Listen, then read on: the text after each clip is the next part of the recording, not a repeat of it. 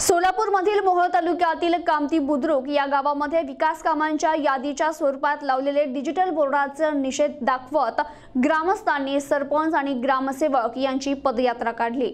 मोहोळ तालुक्यातील जिल्हा परिषद आणि राज्य शासनाकडील विविध विकास कामांचा उद्घाटन समारंभ पंचायत समितीच्या माध्यमातून कामती गणाच्या 4 ते 5 गावात संपन्न झाला। या कामाची यादी डिजिटल बोर्डाच्या माध्यमातून लावण्यात आल्यानं या डिजिटल बोर्डाचा निषेध करत ग्रामस्थांनी ग्रामसेवकांवर राग व्यक्त केला।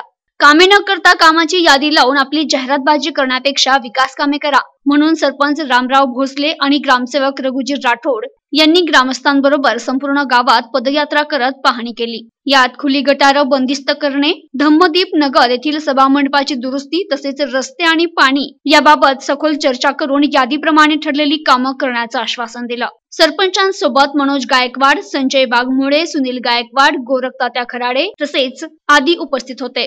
बोला, काम व्हायलाच पाहिजे ना, विकास काम झाले का नाही? व्हायला पाहिजे काम, झाले का नाही? प्रगती पत्रावरती होतील ना काम, लावले तिने मग काम न करता का लावलंय? बोर्ड आता त्यांची ती नेते मंडळीची आहे ती बोर्ड ना, ते तुम्ही ऐका, तुम्ही शासनाचे प्रतिनिधी आहात, तुम्ही याला थांबवायला पाहिजे होतं का नको? नाही बोर्ड आता ते रात्री लावले, आता आपण ते बोर्ड का लावले? काम न करता बोर्ड का लावले?